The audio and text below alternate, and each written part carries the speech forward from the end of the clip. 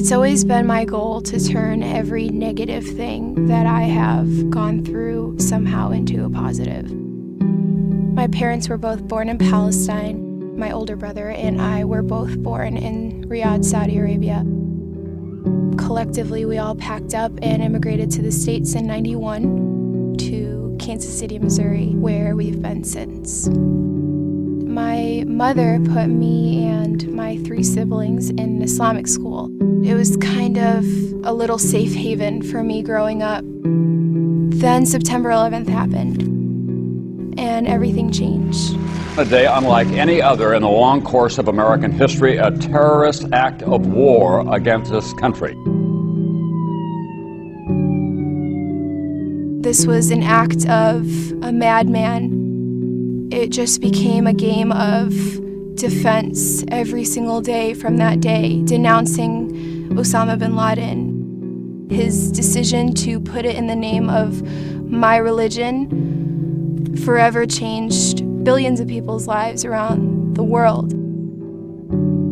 I was buying school supplies one year. There was this little girl right next to me, and she kept tugging on her mother's shirt, and she said, "Mommy, why is that girl wearing that thing on her head?" And her mom said, "Don't pay her any attention. Those are the type of people that make the world a bad place." At that young age, I started asking myself, why? Why is it that because of this one man, we all have to suffer? I remember walking away from that situation and saying, I am never going to let anybody make me feel inferior to them, because I'm not. And it's kind of been my goal in life to break as many stereotypes as possible after that day. It was during my first week, my freshman year of college, that I was introduced to a guy named Calvin, who happened to be the Invisible Children club leader. He invited me to a screening that they were having that weekend. I went downtown to this screening. There was no turning back after that day. I thought, if they were able to get this many people involved in one issue, why can't we do this for other issues? It inspired me to get active in the Palestinian cause.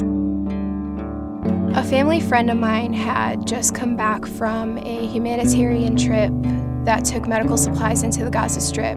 I had approached him about being on the next one. Everyone wave, wave. It was a month-long trip. We started in Turkey. We went through Jordan, Syria, and then finally crossed into the Gaza Strip, which was the most devastated area.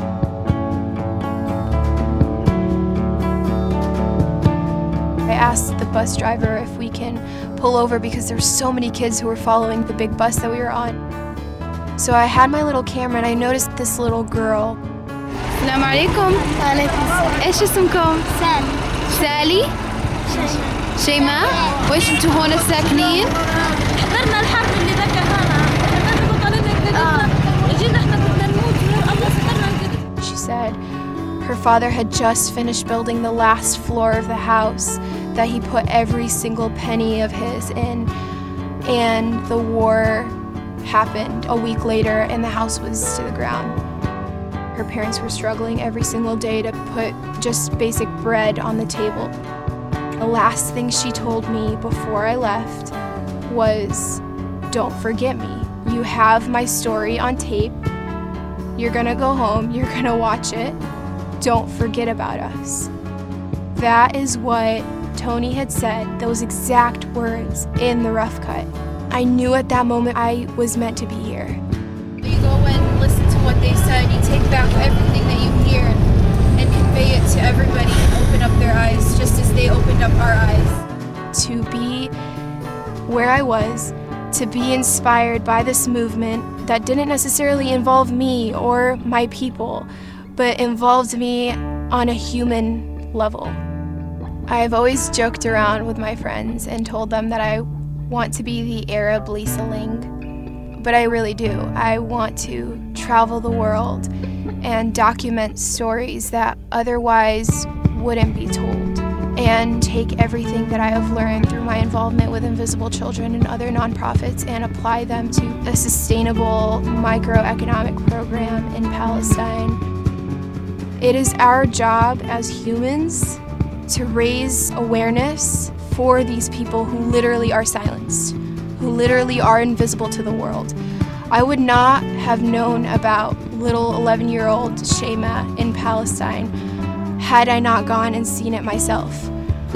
I would not have known about Tony had I not seen these Invisible Children videos. It becomes our duty as humans to speak up on behalf of these people after witnessing these atrocities, whether it be through film, whether it be through physical interaction. Once you hear these stories, it's an obligation to spread awareness of inhumane conditions in the world anywhere. My name is Sarah, and I am the Fourth Estate.